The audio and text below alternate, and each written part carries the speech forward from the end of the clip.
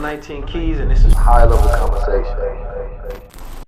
The question of, well, you say the absence of a breathing apparatus on these grays is indicative that the narrative is bogus. Well, what if they technologically achieve that state in as terraforming? I want to address that. But I will start like this in terms of what you just, or that you just put on the table, which is great. In my book,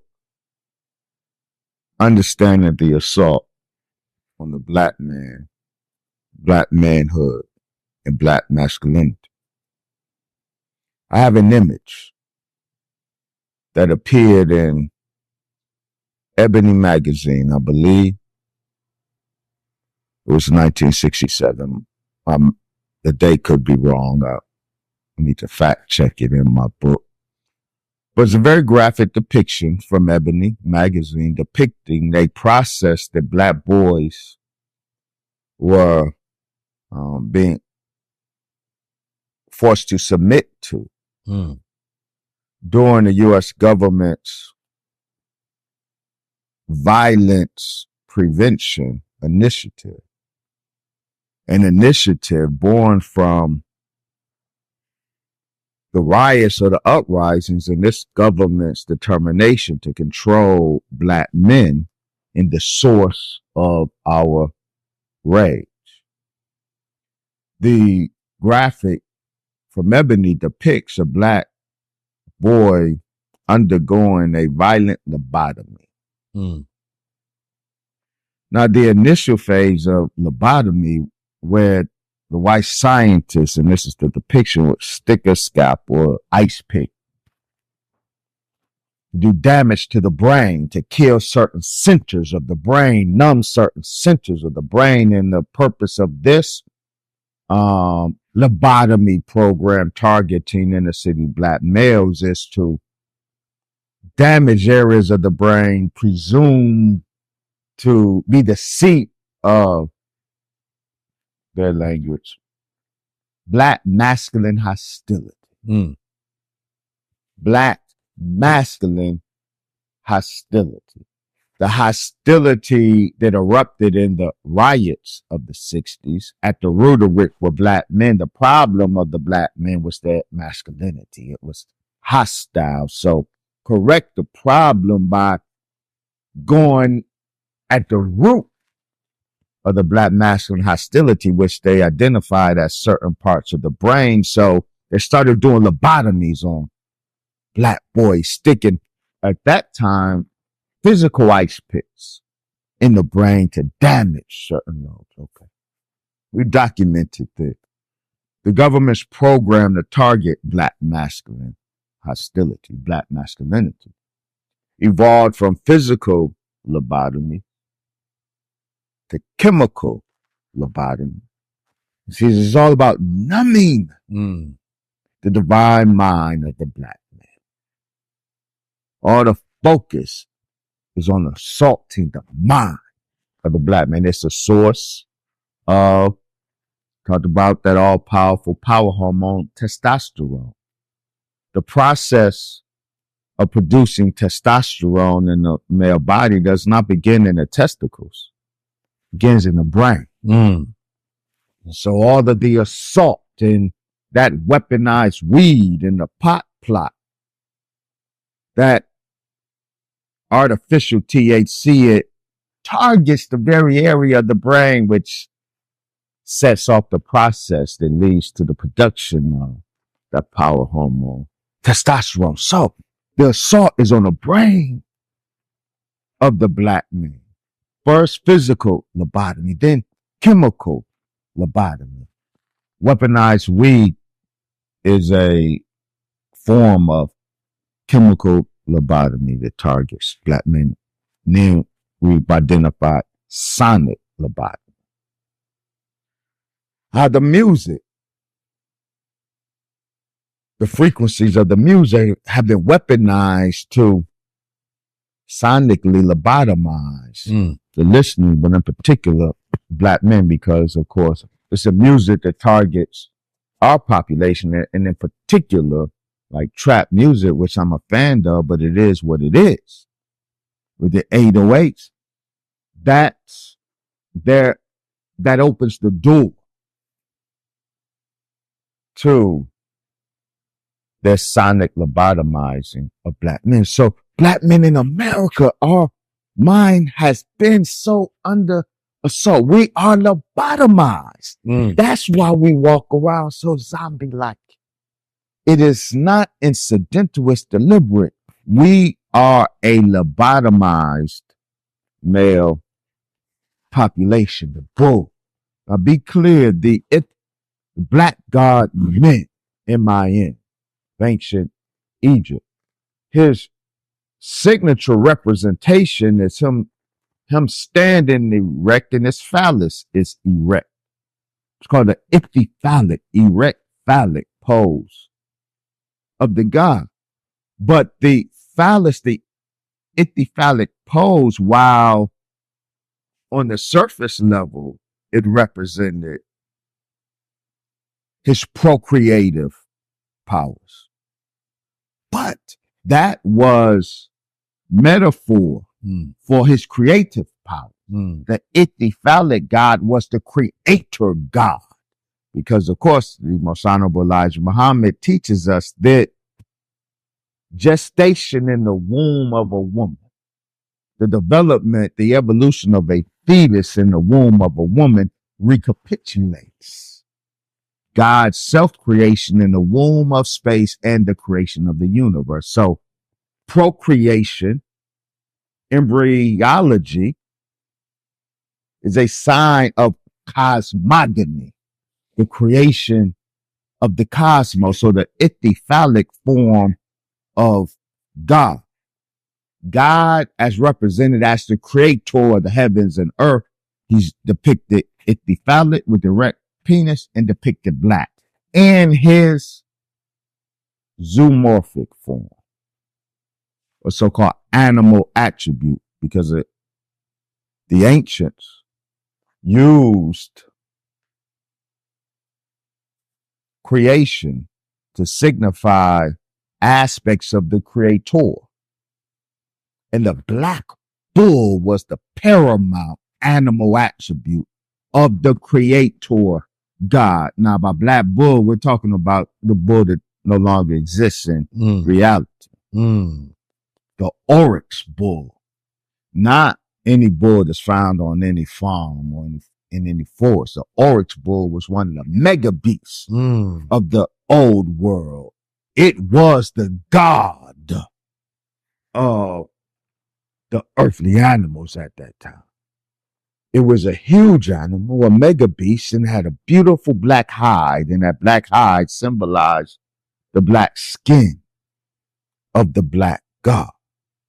And it alluded to the material creation, that tohu wabohu, the blackness of the bull, spoke to the noon of Egypt, the Apsu of Sumerian cosmology, that black matter that the creator God used to produce his black body.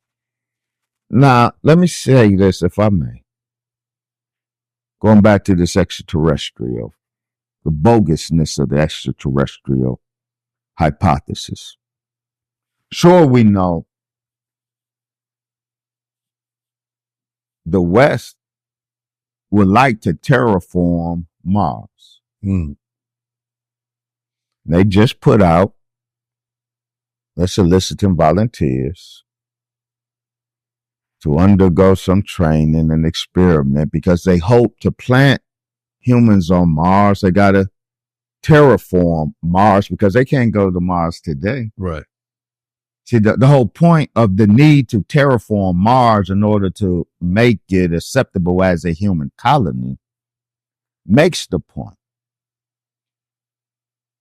No one has presented any evidence of any grade of Earth's atmosphere being terraformed. Now, yet the hypothetical, but we're not talking hypotheticals. I'm speaking about alleged accounts of encounters today in this current form of terror, form of Earth, with our current atmosphere that is your and my atmosphere. We're still breathing this out. Mm-hmm. We are still dependent on the terraform of Earth right now. So we know this planet has not been terraformed to accommodate extraterrestrials. But yet, the not hypothetical account, but alleged real accounts of extraterrestrials comfortably existing in Earth's atmosphere like you and I are. And even so ridiculous as to say the Roswell Gray, oh yeah, he favors strawberry ice cream. See, they trolling. They are trolling Yeah. the ufologists. You see, let me see how stupid you really are. I'm going to put it out there and see how many of y'all bite. So while theoretically Earth can be terraformed to accommodate other life, but we know Earth has not been terraformed to accommodate extraterrestrial life any more than Mars has yet been terraformed to accommodate Earth life. And the most honorable Elijah Muhammad said, see, the supremacy of the technology of these craft that are flying in Earth's atmosphere is born from a civilization that is higher than the civilizations of the other planets. They cannot produce this. We produce this. The Martians don't have the technology to produce this. They aren't traveling here. Now, the Honorable Elijah Muhammad said that the mothership is so technologically supreme, it can go anywhere in the universe.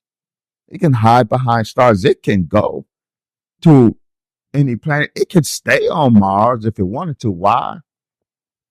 Oh, for a time. Because the mothership can produce its own atmosphere. So the very Earth-based black gods that reside on and pilot these ships, they can go to Mars, but they won't breathe. They won't attempt to breathe Mars atmosphere. They'll stay in the ship with its earthly atmosphere that they are able to create on that ship. So wherever they go in the universe, they have to bring Earth's atmosphere with them. And I promise you, you won't see a black pilot exit a baby plane on Mars and he doesn't have a full contraption on head to toe. Because outside that ship, he can't breathe Mars's air.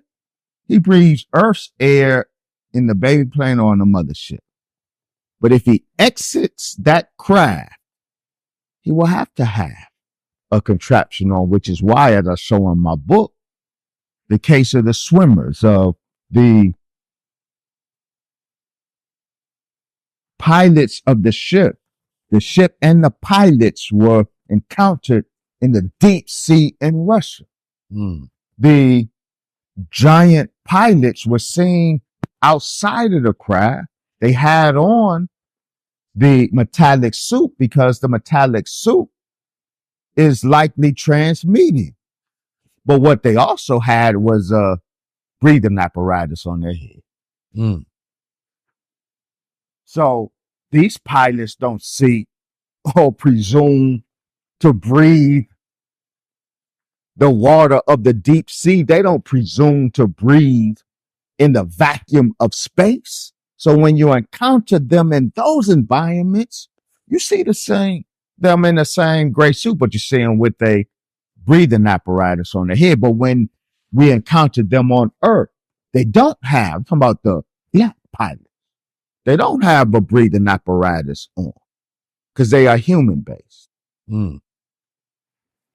So what about the intraterrestrial to where, let's say, Middle Earth? Mm-hmm. Well, first I want to start. Mm-hmm. That's closer to the truth.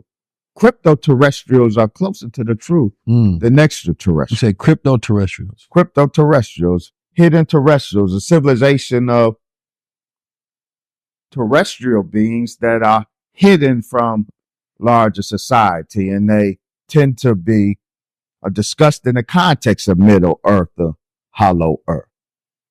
Then it could be, I guess, possible that the atmosphere is the but I'm just interested to see, how you are currently using artificial intelligence. So for me, education is the most important, because when I look across the spectrum of how all people build their wealth, it's based on what they know. So now we're going to a point where the singularity for human beings is when we created AI. I always believe we should be updated on the technology and to be able to utilize it to be the most effective, right? There's something being built all the time. Now we are in the prompt engineering phase. They created this program called Midjourney. Everybody knows about ChatGPT. Claude.ai. People got to really focus on what's your talents now, right? That work hard, build a skill so that you can have a certain level of leverage in the marketplace is no longer the route. Every single day when we spend time on things that does not give us an investment back, a return on our knowledge, a return on our time and our power, we're giving up the most valuable thing we have for what? This is something that everybody in here needs to be putting 10,000 hours in. My formula for AI is AI plus NI equals EI, and that's natural intelligence plus artificial intelligence equals enhanced intelligence. But it works better if you're already smart. The thing about being a futurist now is you used to predict the future. Now, you just report on the present because the future is here.